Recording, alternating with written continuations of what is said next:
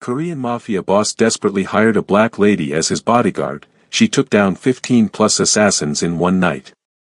She was the last person they expected to see at the security interview. Black. Female. Silent. When Jin Hyuk's desperate hiring manager asked for her credentials, Zora Knight simply slid across a folder containing nothing but a blank sheet of paper. My resume is classified. My existence is denied. My skills are why you'll hire me anyway. 12 hours later, she would become a legend in Seoul's underworld. They found the first assassin in the garden, unconscious but breathing. The second and third were discovered in the East Wing corridor, one with a shattered kneecap, the other with 3 broken fingers. By dawn, 15 bodies would litter the grounds of Jin Hyuk's compound, all alive, all professional killers, all neutralized by a woman the Korean Mafia had mocked as a diversity hire. But Jin Hyuk wasn't laughing when he hired her. He was dying. 3 assassination attempts in 2 weeks. His security chief poisoned. His trusted lieutenants disappearing. His empire crumbling from within. The bounty on his head had reached 8 million won, and every killer in Asia knew the deadline. He wouldn't live to see the next full moon. Find me someone, anyone, who can keep me alive until I expose the traitor, he had ordered his staff. I don't care where they come from. I don't care what they look like. I only care if they can stop a bullet meant for me. What Jean didn't know was that Zora Knight didn't stop bullets. She stopped armies. What the assassins didn't know was that she had spent 6 years as the military's darkest secret, a ghost operative with no name, no rank, and no mercy. What Seoul's underworld couldn't have predicted was that hiring her wasn't Jin's mistake. Hunting him was theirs. The night they came for Jin Hyuk, they brought 15 of the deadliest assassins money could buy. They brought poison, garrotes, blades, and bullets. They brought their hatred, their greed, their arrogance. Zora Knight brought only her rage and her pain, and by sunrise, it would be more than enough. If you believe extraordinary talent comes from unexpected places, hit subscribe to our channel right now. Only people who judge books by their covers won't. Jin Hyuk had built his empire through blood and brilliance. From the slums of Busan to the penthouses of Gangnam, his name inspired fear and respect in equal measure. The White Tiger Syndicate controlled everything from shipping routes to nightclubs, construction companies to cryptocurrency exchanges. For 15 years, Jin had outmaneuvered rivals, bribed officials, and eliminated threats with surgical precision. But now, at 42, the hunter had become the hunted. It began with whispers. Rival families meeting in secret. Former allies suddenly unavailable for business. Then came the attacks, a car bomb that killed his driver but missed Jin by seconds. A sniper's bullet that grazed his shoulder during a rare public appearance. Poison in his morning tea that sent 3 taste testers to early graves. Someone wanted Jin Hyuk dead. Someone close. Someone patient. And they weren't working alone. Jin's paranoia escalated to madness. He fired half his security team, changed safe houses nightly, trusted no one. His empire began to fracture under the weight of his fear. Lieutenants questioned his leadership behind closed doors. Business partners distanced themselves from what increasingly looked like a sinking ship. Then came the final blow. His chief of security, Min Ho, a man who had protected Jin for 12 years, collapsed during a meeting, foaming at the mouth, his dying words a warning: midnight. Full moon. They're coming. Jin knew the date. Exactly 1 week away. 7 days to find a protector in a city where everyone seemed to be waiting for his downfall. 7 days before the most powerful criminal organizations in Asia would send their best to claim the bounty on his head. Desperation makes men do strange things. It made Jin Hyuk, a man steeped in tradition and prejudice, consider the unthinkable. Zora Knight wasn't looking for work that day. She was looking for peace. Something that had eluded her since her dishonorable discharge 3 years ago. Seoul was supposed to be anonymous, a place to disappear while the nightmares of what she'd done, what she'd been forced to do, for her country slowly faded. They never did. Instead, she took jobs that required her skills without asking questions about her past. Nightclub bouncer. Private security for foreign businessmen. Underground fight clubs when money ran low. She kept to herself, spoke little, and tried to forget the woman she had been. The weapon they had made her. When the robbery erupted at the convenience store, Zora was just buying cigarettes and instant ramen. 3 men, armed and desperate, threatening the elderly shop owner. They didn't see Zora as a threat. Just another customer to control. Their mistake. 15 seconds. That's all it took. No weapons. No words. Just the precise, economical violence that had been burned into her muscle memory through years of black site training. The first attacker's wrist snapped when he pointed his gun at the cashier. The second lost consciousness from a strike to the carotid that was too fast for security cameras to capture clearly. The third tried to run but found himself face down on the linoleum, arm hyperextended behind him, Zora's knee pressed between his shoulder blades. What Zora didn't know was that across the street, in a black Mercedes with tinted windows, sat Jin Hyuk's last remaining trusted advisor, watching everything. "We found someone," he told Jin over a secure line. Someone impossible. Jin Hyuk's compound resembled a fortress more than a home. 12-foot walls topped with motion sensors. Armed guards patrolling manicured gardens. Bulletproof glass in every window. The architecture, minimalist concrete and steel, projected power and inaccessibility.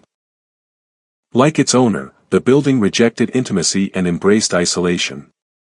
When Zora arrived for the interview, wearing combat boots, black jeans, and a leather jacket that concealed the scars on her arms, the guards smirked. One muttered something in Korean about Jin's desperation reaching new lows. Another laughed and suggested more offensive possibilities for why she was really there. Zora understood every word. She filed their faces away in her memory. Later, when her position was secure, they would learn the cost of underestimation. The interview wasn't really an interview. It was Jin Hyuk, surrounded by 4 remaining bodyguards, studying her like a specimen under glass. His questions were blunt, insulting. "You're American. Why are you in Korea? You're a woman. How can you protect me from professional killers? You're black. Won't you stand out too much in Seoul?" Zora's answers were equally blunt. "I'm here because no one looks for American ghosts in Korea.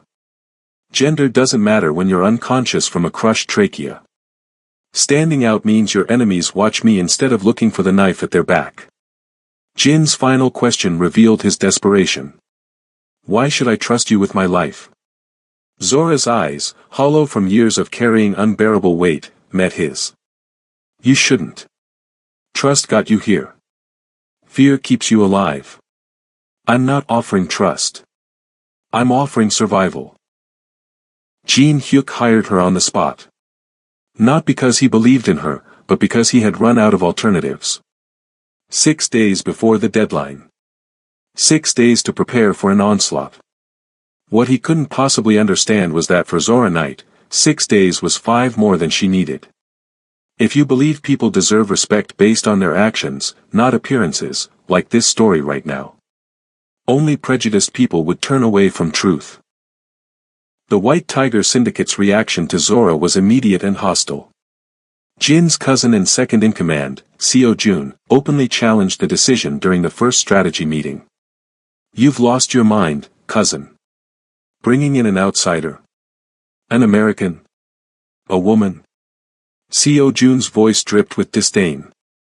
"How do we know she isn't working for our enemies?" Jin's response was ice cold. "Because our enemies wouldn't send someone so obvious. They'd send someone like you, Seo Jun. Someone I'm supposed to trust." The implication silenced the room. Jin suspected everyone now, even family. Especially family. Zora stood silently against the wall, observing everything. The power dynamics. The shifting alliances. The poorly concealed resentments. Within an hour, she had identified at least 3 potential traitors among Jin's inner circle. But she said nothing. Information was leverage, and she needed every advantage. After the meeting, Jin's sister, Mi-young, cornered Zora in the hallway. Unlike the others, her hostility wasn't veiled behind false politeness. "My brother is desperate, not stupid," she hissed in perfect English. "One mistake, one sign you're not what you claim, and I'll kill you myself." Zora simply nodded. "Smart. You should be protecting him with that loyalty." "I am." "No. You're threatening his new bodyguard instead of watching for real threats. Amateur move." Mi-young's face flushed with anger, hand moving to the knife hidden at her waist. Zora didn't flinch. Didn't blink. Just stared with the empty patience of someone who had faced worse threats before breakfast most days of her military career. Mi-young backed down first. Had to. There was something in Zora's eyes that promised violence on a level the younger woman had never encountered. "Just remember," Mi-young muttered as she walked away, "family protects family. You're just an employee." Zora allowed herself a small, bitter smile. Family betrays family too. History's full of examples. For the first 48 hours, Zora didn't sleep. She memorized every entrance, exit, blind spot, and vulnerability in the compound. She studied the staff rotations, noted which guards were diligent and which were complacent.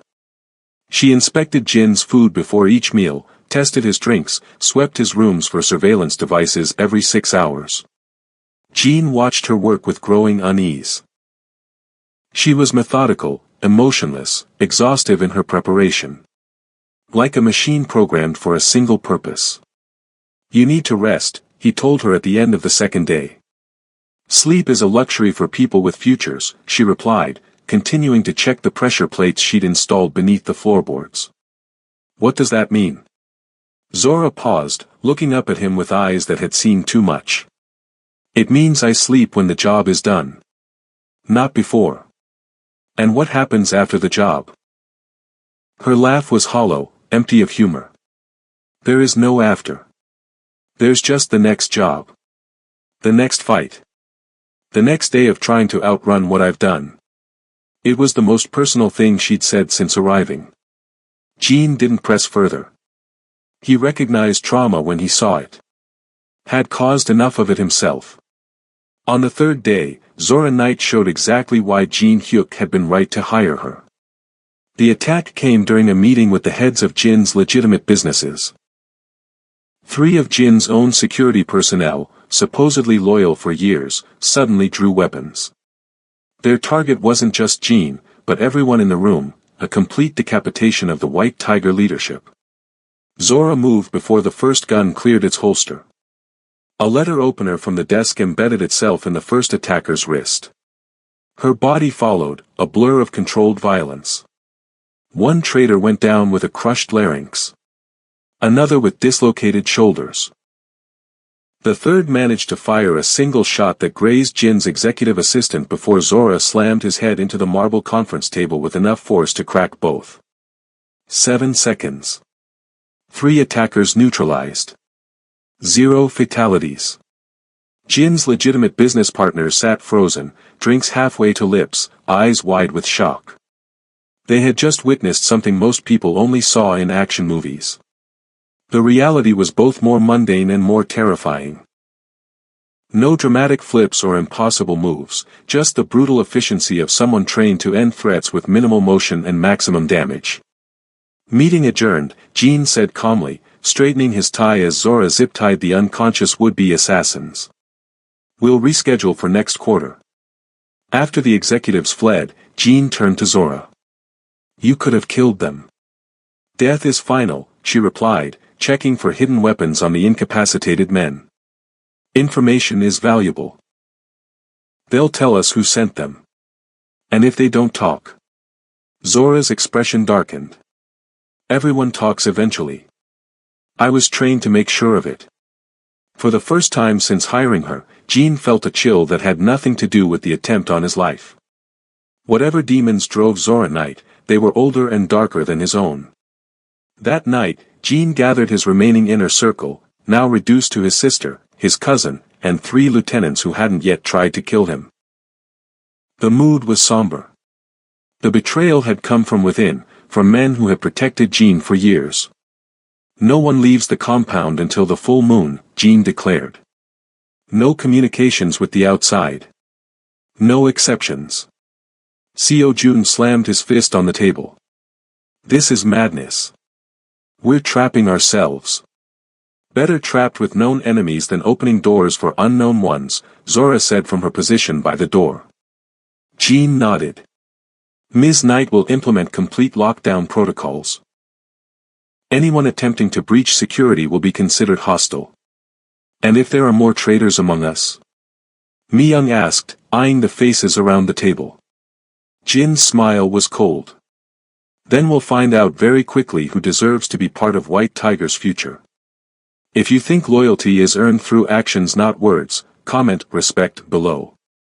Only fake friends would disagree with that truth. The interrogation of the captured traitors revealed what Zora had already suspected. The attack on the full moon would be coordinated across multiple rival organizations. The Black Dragon Syndicate from Japan. The Golden Triangle Cartel from Thailand. Even the Russian Bratva had sent specialists. All united by a single purpose, eliminating Jin Hyuk and dividing his territory. More disturbing was the confirmation of Jin's fears. Someone close to him, someone in his inner circle, had orchestrated everything. The traitors knew the name, but refused to reveal it even under extreme duress. They're more afraid of that person than they are of us, Zora observed, washing blood from her hands after the 4th hour of questioning. That tells us something. Jean leaned against the wall outside the makeshift interrogation room, face ashen. What does it tell us? That whoever betrayed you commands fear beyond what you can inflict. That means power, resources, and influence that rivals or exceeds your own. Family, Jean whispered. Zora nodded once. Most likely. That night, over rice wine and silence, Jean told Zora about his rise to power. About growing up poor in Busan. About watching his father beaten to death by loan sharks. About building his empire piece by bloody piece until the name Hyuk meant something in a world that had tried to erase him. I never trusted anyone except family, he confessed, the alcohol loosening his tongue. And now I can't even trust them. Family is just biology, Zora replied, still sober, still vigilant. Loyalty is choice. Is that what you learned in the military? Loyalty. Zora's eyes hardened. I learned that loyalty to institutions is a fairy tale they tell you to make the nightmares easier to bear. What nightmares? Her smile was razor thin. The ones where you see the faces of everyone you've killed because someone with stars on their shoulder decided they needed to die. Jean studied her. How many? Faces or stars? Both. Zora looked away. Too many faces. Not enough stars to justify them. In that moment, Jean understood something fundamental about the woman he had hired. She wasn't just skilled, she was broken in exactly the right places to make her the perfect protector. Her rage wasn't hot and impulsive like his own. It was cold, controlled, and constantly searching for a target worthy of its release. He had given her 15 assassins to focus that rage upon. He almost felt sorry for them. Almost. The 4th day brought a discovery that changed everything. While doing a routine sweep of the East Wing, Zora found a hidden surveillance hub in a room that supposedly housed old financial records. Multiple monitors showing every corner of the compound. Evidence that Jean had been watched for months, his security protocols studied, his routines mapped with meticulous precision. More disturbing were the detailed profiles of each member of Jin's inner circle, psychological assessments, leverage points, bribes accepted and rejected.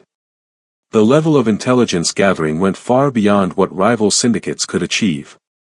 This was professional. Military grade. When she brought Jean to see it, his face went pale. This isn't just criminals, he said, staring at the sophisticated equipment. This is government. Zora nodded, examining a routing system that bounced signals across multiple satellites. Not just any government. This is intelligence agency work.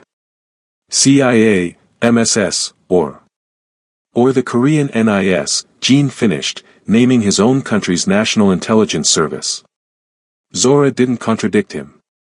The pieces were falling into place. The coordinated attacks. The inside information.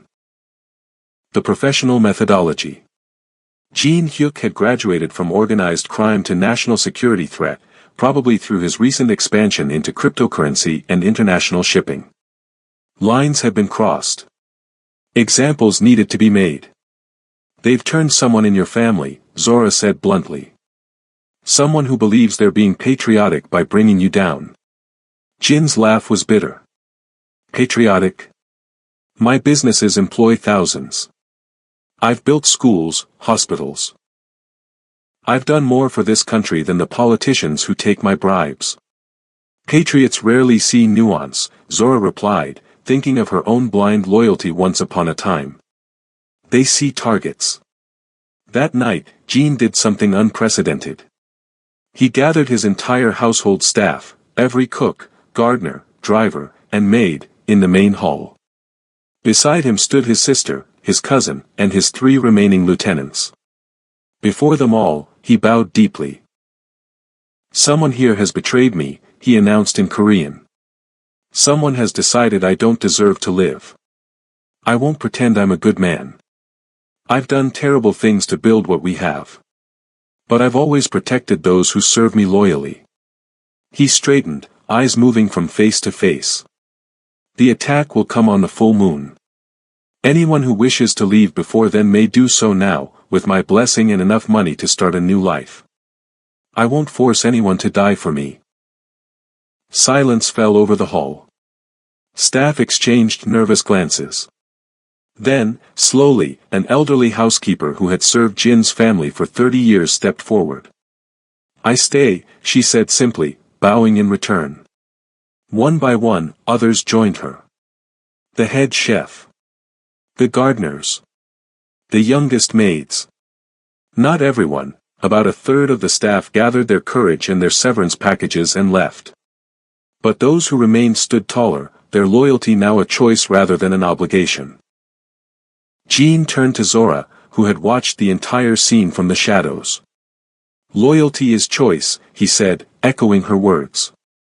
She nodded once, but her eyes were fixed on Jin's inner circle. Seo-jun looked uncomfortable, shifting his weight from foot to foot.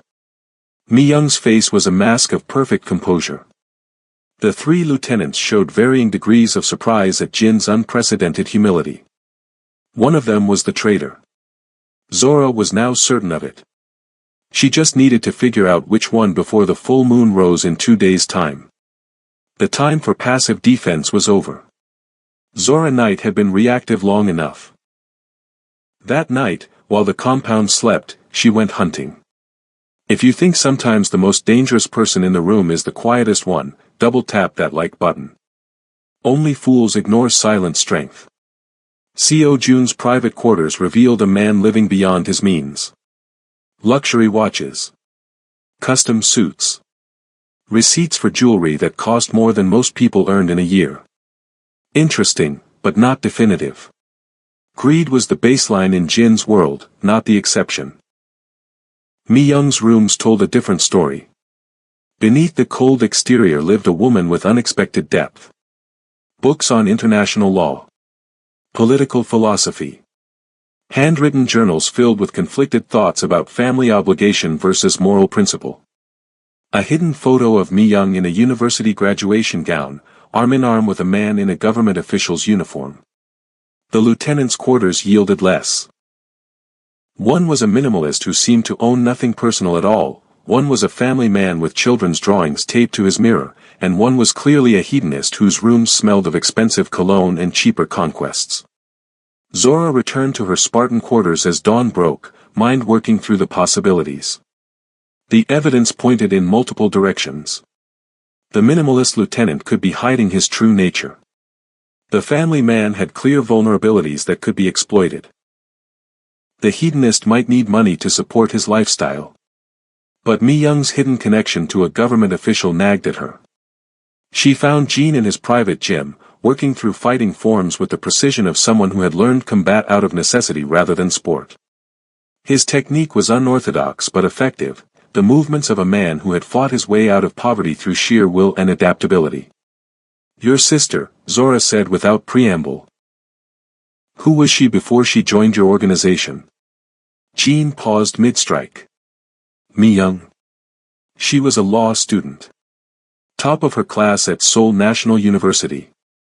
"Did she graduate?" "No. Our father's death changed everything. She left school to help me build the business." "Did she want to?" Jin's expression darkened. "What are you implying?" "I'm not implying anything. I'm asking if your sister abandoned her own dreams to support yours." Jin resumed his forms, punching with more force than before. "Family duty comes first. Mi Young understands that. Understanding duty and embracing it are different things. My sister would never betray me," Jean snapped, stopping again. "We've shed blood together. We've buried enemies together." Zora met his glare without flinching. The deepest betrayals come from the deepest love. When someone believes they're saving you from yourself, they can justify anything. Jean threw a towel across the room in frustration. "Enough. Focus on the external threat. I know my sister." "Do you?" Zora asked quietly. "Or do you know who she pretends to be for your sake?" The fifth day, one day before the full moon, brought with it a suffocating tension. The remaining staff moved through the compound like ghosts, speaking in whispers. Jin's inner circle gathered for final preparations, reviewing security protocols and escape routes. Zora had transformed the compound into a tactical nightmare for any invading force. Pressure plates beneath selected floorboards. Tripwires in blind corners. Improvised traps that would incapacitate rather than kill. She needed prisoners for questioning if they survived the night. During the final briefing, she outlined her strategy with clinical detachment. "They'll come from multiple entry points. They'll have studied our security, so standard protocols are useless. Instead, we've created new blind spots, areas that appear vulnerable but are actually killing zones." Seo Jun interrupted. "You keep saying, incapacitate and capture. These people are coming to slaughter us. Why aren't we meeting lethal force with lethal force?" Zora's gaze was steady. "Because dead men tell no tales. We need to know who sent them and why. One survivor can give us that. 15 survivors can give us everything." "It's a mistake," Seo Jun insisted. "These aren't street thugs. They're trained killers." "So am I," Zora replied. The flatness of her tone, the absolute certainty behind the words, silenced further objections. As the meeting ended, Mi Young approached Zora in the hallway. Gone was the open hostility of their first encounter, replaced by something more measured. "You think I betrayed my brother," she said without preamble. Zora didn't insult her with denial. "I think you have connections you've hidden from him. I think you've sacrificed your own path to follow his. Those are patterns that concern me." Mi Young studied her for a long moment. "You don't understand family. I understand duty. I understand sacrifice. I understand what it means to give up your soul for something you believe in." Zora's voice held a bitterness earned through experience. "And I understand the moment you realize it wasn't worth it." "My brother is worth it," Mi Young insisted. "Is he? Or is saving him from himself worth it? There's a difference." Mi Young's composure slipped for just a moment, revealing something vulnerable beneath. "You don't know anything about me. I know you keep a graduation photo hidden where Jean won't find it. I know you write in journals about moral philosophy and the nature of justice. I know you're more than the person you pretend to be in this house." Color drained from Mi Young's face. "You went through my things. I'm protecting your brother. That means understanding everyone around him, especially those closest to him. Mi-young stepped closer, voice dropping to a whisper. Be careful, Ms. Knight. Digging into people's private lives might reveal things neither you nor my brother are prepared to face. With that, she walked away, back straight, steps measured. Perfect composure restored. But Zora had seen the crack in the facade. Now she just needed to decide what it meant. That night, she found Jean on the rooftop garden, staring at the nearly full moon. Tomorrow night, that silver disc would be complete, and with its completion would come the attack they'd been preparing for. Do you trust me? Zora asked, standing beside him. Jean didn't look away from the moon. I don't trust anyone. But I believe you'll do whatever it takes to keep me alive tomorrow night. Why? Because you need the fight as much as I need protection. Now he turned to her, eyes searching her face. I recognize addiction when I see it, Ms. Knight. You're not here for money. You're here because fighting is the only time you feel anything at all. Zora didn't deny it. Couldn't. The military had broken something fundamental in her, then rebuilt her into a weapon. Civilian life had no place for what she had become. Combat was the only time the noise in her head quieted, the only time her purpose became clear and uncomplicated. Does it matter why I'm here as long as I do the job? Jean shrugged. I suppose not. But I wonder what happens to people like you when the fighting stops. When there's no one left to hurt. Zora looked up at the moon, its near-perfect circle promising completion tomorrow. People like me don't live long enough to find out. The morning of the full moon dawned with unnatural stillness. Zora had slept for exactly 3 hours, the minimum her body required to function at peak efficiency. She spent the day making final preparations, checking every trap, every escape route, every fallback position. By sunset, the compound was as ready as it would ever be. Jin's remaining security personnel, 12 men of questionable loyalty but necessary numbers, were positioned strategically throughout the grounds.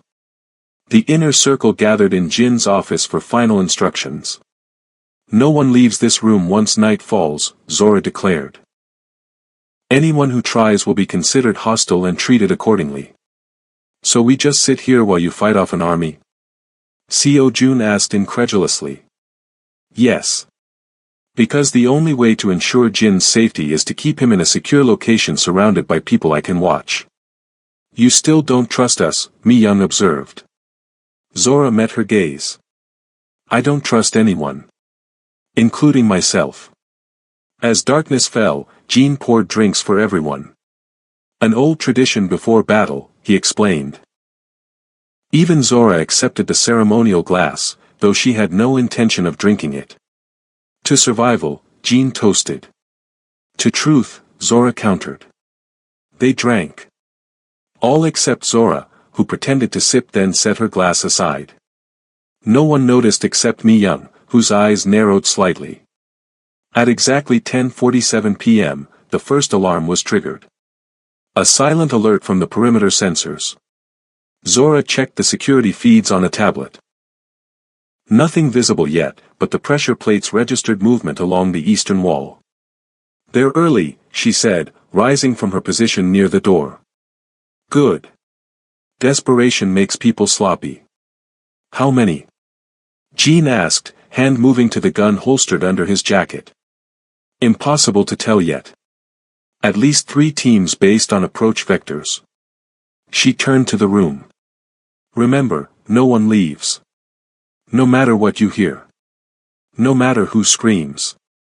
This room is secure. She paused at the door. One more thing. If I don't return, assume I'm dead and use the escape tunnel beneath the bookcase. The code is 4-7-3-1. Don't try to fight. Just run. Before anyone could respond, she was gone, locking the reinforced door behind her. The hunt had begun. If you believe that sometimes the most dangerous predators are the ones who've been hunted themselves, hit that like button now. Only those who've never felt cornered would doubt that truth. The first 3 assassins died trying to breach the eastern perimeter. Not by Zora's hand, but by their own arrogance. They triggered the electrified wire she'd hidden in the climbing ivy, sending 50,000 volts through their bodies. Non-lethal, but completely incapacitating. They lay twitching on the ground as Zora emerged from the shadows, zip-tied their hands and feet, and injected them with a sedative that would keep them unconscious for hours. 3 down. Many more to come. The next team was more cautious. 2 snipers positioned on the adjacent building, covering a 4-man entry team approaching from the north garden. Zora had anticipated this. The garden path appeared unguarded, but pressure-sensitive plates beneath the decorative gravel would alert her to every step. She moved silently through the shadows of the compound, a ghost in black tactical gear. No wasted motion. No hesitation. Just the cold, mechanical efficiency of someone who had done this countless times before. The entry team never saw her coming. The first man went down with a precision strike to the vagus nerve, unconscious before he hit the ground. The second turned just in time to catch a throat strike that collapsed his windpipe enough to disable but not kill. The third and fourth reacted better, drawing weapons and firing. But Zora was already moving, using the third man as a shield. The fourth assassin's bullet caught his colleague in the shoulder. In the confusion that followed, both joined their teammates in unconsciousness. 7 down. The snipers realized something was wrong when their entry team stopped responding. One maintained position while the other moved to investigate. Rookie mistake. Zora had already calculated the most likely path the sniper would take. 3 minutes later, he walked directly into her trap, a simple tripwire connected to a stun grenade. The flashbang disoriented him long enough for Zora to close the distance and end his participation in the night's festivities with a precision strike behind the ear. 8 down. The remaining sniper, realizing his position was compromised, attempted to provide covering fire for yet another team approaching from the west. His first shot shattered a window in the main house. His second never came. Zora had used the momentary distraction to circle behind him. A sleeper hold rendered him unconscious in 12 seconds. 9 down. Inside Jin's office, the sound of gunfire and breaking glass had everyone on edge. Seo Jun paced nervously, checking his watch every few minutes. "This is madness," he muttered.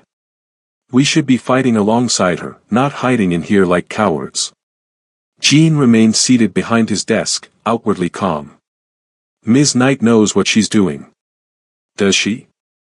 Mi Young asked quietly. "Or is she leading them straight to us?" Jin frowned. "What are you suggesting?" "I'm suggesting that we know nothing about this woman except that she appeared exactly when you were most desperate." "Convenient timing, wouldn't you say?" Before Jin could respond, the lights in the office went out. Emergency generators kicked in seconds later, bathing the room in dim red light. Someone had cut the main power. "It's happening," Seo Jun whispered. "They're inside." Meanwhile, Zora was methodically working her way through the compound. 2 more assassins fell in the west corridor, one to a precision kick that dislocated his knee, the other to an arm bar that snapped his humerus. No killing blows. Just efficient, brutal incapacitation. 11 down. But these had been the easy ones. The first wave. Cannon fodder sent to test defenses and tire defenders. The real threat would come next. As if on cue, a new team breached the north entrance. 3 operators moving with the synchronized precision that spoke of military or special forces training. They cleared rooms with textbook efficiency, communicated with hand signals, and moved as a single unit. These were professionals. These were dangerous. These were familiar. Zora recognized the movement patterns immediately. The hand signals. The room-clearing techniques. These weren't just any special forces. They were American. Specifically, they were from the same Black Ops program that had created her. Phantom Unit. A cold rage filled her veins. The betrayal cut deeper than she'd expected. She'd fled halfway around the world to escape her past, and here it was, hunting her again. But rage made people sloppy. Made them emotional. Made them human. Zora couldn't afford humanity tonight. She pushed the feelings down, locked them away, and became what they had made her, a weapon without conscience or hesitation. The three operators never stood a chance. Not because they lacked skill, but because they faced the prototype they had been modeled after. Every move they knew, Zora had learned first. Every counter-technique they employed, she had helped develop. Every weakness in their approach, she had identified years ago during training exercises. 14 down. 1 left. The leader. The most dangerous. And Zora knew exactly who it would be. Inside Jin's office, tensions were reaching breaking point. Seo Jun had drawn his weapon, pointing it nervously at shadows. The three lieutenants huddled together near the bookcase, already planning their escape. Mi Young stood beside her brother, hand on his shoulder. How much longer do we wait? Seo Jun demanded. It's been almost an hour. We wait until Ms. Knight returns or until we have confirmation she's been neutralized, Jean replied, voice steady despite the chaos they could hear echoing through the compound. Mi Young squeezed her brother's shoulder.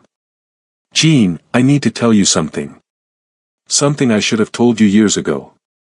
Jean looked up at his sister, saw the conflict in her eyes. What is it? Before she could answer, the office door exploded inward. Through the smoke stepped a man in full tactical gear, face obscured by a ballistic mask.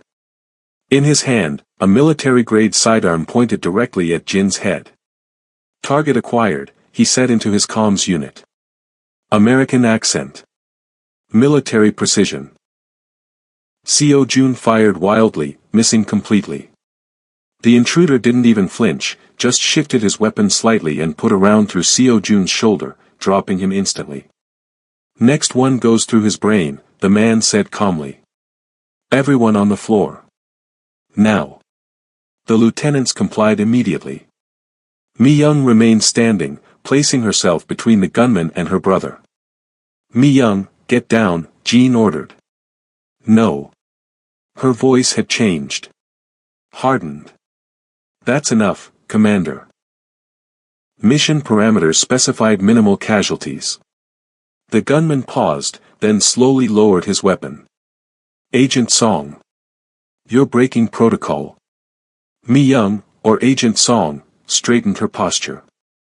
Protocol was broken the moment Phantom unit was deployed on South Korean soil without NIS authorization. Jean stared at his sister in shock. Mi Young, what is this? What are you doing? She didn't look at him. Couldn't. I'm sorry, Jean. I tried to protect you my way. I tried to guide you toward legitimate business, away from the things that put you on watch lists. You wouldn't listen. The commander removed his ballistic mask, revealing a weathered face with cold blue eyes. Your sister has been a valuable intelligence asset, Mr. Hyuk. She's the reason you're still alive instead of buried in an unmarked grave. National security concerns warranted intervention, but Agent Song convinced her superiors that rehabilitation was possible. Rehabilitation? Jean spat the word. You turned my sister into a spy. No, Mi Young finally turned to face him. I was always a spy. Even before father died. I was recruited in my first year at university. Everything since then has been complicated. The betrayal Jean had feared had finally revealed itself. Not for money. Not for power. But for country. For some twisted version of patriotism that had turned his closest ally into his hidden enemy. Where is the night woman? The commander demanded. As if in answer, the lights went out completely. Not even emergency power remained. Total darkness enveloped the office. Defensive positions, the commander barked into his comm unit. No response. Team, report. Report. The silence that followed was deafening. No radio chatter. No confirmation. Nothing but the commander's increasingly frantic demands for status updates. Then, a voice from the darkness. Calm. Cold. Familiar to only one person in the room. They can't hear you, Commander Hayes. None of them can. A lighter flicked on, illuminating Zora Knight's face from below. The shadows made her look like something otherworldly, a vengeful spirit more than a woman. Blood spattered her tactical gear, though none of it appeared to be her own. Black 09, Hayes breathed. You're supposed to be dead. I get that a lot. Zora's smile never reached her eyes. Funny how government paperwork can be so unreliable. Hayes raised his weapon, but Zora was already moving. The lighter went out, plunging the room back into darkness. A grunt. A thud. The sound of a body hitting the floor. When emergency power finally sputtered back to life minutes later, Commander Hayes lay unconscious at Zora's feet, zip-tied and disarmed. 15 down. Mission complete. Jin Hyuk stood behind his desk, gun drawn but unfired, staring at his sister. How long? He asked, voice raw with betrayal. Mi Young met his gaze without flinching. Since before father died. I was supposed to gather intelligence on his loan shark connections. Then you started building something bigger, something that crossed international lines. My assignment evolved. You betrayed me for a flag. For a government that doesn't care if we live or die. I betrayed your criminal empire, Jean. Not you. Never you. Mi Young's composure cracked slightly. Everything I did was to protect you from yourself. To guide you toward legitimacy before it was too late. And tonight? This attack. Not my operation. When you hired Ms. Knight, it triggered alerts in systems that monitor former Phantom Unit operatives. American Black Ops decided to eliminate both of you as potential threats. I tried to warn you without exposing myself. Jean laughed bitterly. So the traitor was trying to save me from the consequences of hiring a bodyguard to protect me from the traitor. Poetic. Zora interrupted, all business. The compound is secure. 15 hostiles neutralized, all still alive. But we need to move quickly. These men answer to people who don't accept failure. Backup teams will already be en route. Jean stared at his sister for a long moment, then at Zora. What do you suggest, Ms. Knight?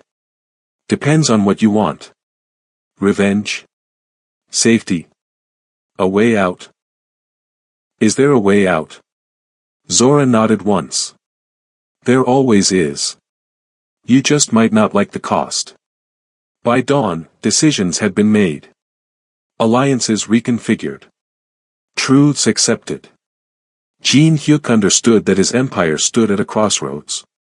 His sister, his betrayer and savior, had offered him a path toward legitimacy that would satisfy both Korean intelligence and his own ambitions. Commander Hayes and his team would be handed to South Korean authorities, creating an international incident that would force the American Black Ops program further into the shadows. And Zora Knight? She stood on the rooftop garden watching the sunrise, the adrenaline of combat fading, leaving behind the familiar emptiness. 15 opponents. 0 fatalities.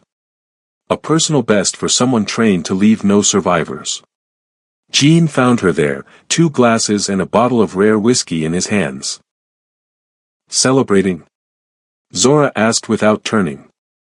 Commemorating, Jean corrected, pouring 2 fingers in each glass. The night I lost my sister and found an unexpected ally. He handed her a glass. This time, she accepted it without pretense. What happens now? She asked. Now I rebuild. Differently this time. Mi Young, or whatever her real name is, has negotiated terms with her handlers. My legitimate businesses continue. My illegitimate ones transform or end. No prosecution for past crimes in exchange for intelligence on international players. And you trust this arrangement? Jean sipped his whiskey. I trust that my sister could have had me killed 100 times over the past decade and chose not to. That counts for something. And the people who sent Hayes? The ones who made both of us into weapons then tried to unmake us when we became inconvenient. Gene studied her over the rim of his glass. That depends entirely on you, Ms. Knight. My resources. Your skills. An interesting combination if someone wanted to hunt the hunters. For the first time in 3 years, something like purpose flickered in Zora's eyes. Not just the cold satisfaction of combat, but the possibility of justice. Of making meaning from the broken pieces of her life. I'm not for hire anymore, she said quietly. I'm not offering employment. I'm offering partnership. The sun crested the horizon, bathing Seoul in golden light. 15 unconscious assassins lay in secured rooms throughout the compound. A corrupt black ops program had been exposed. A criminal empire stood on the verge of transformation. And 2 broken people, forged in different fires but tempered by the same pain, considered the possibility that survival might be just the beginning. If you believe that true strength comes from within, not from what others see on the outside, subscribe to our channel right now and share where you're watching from.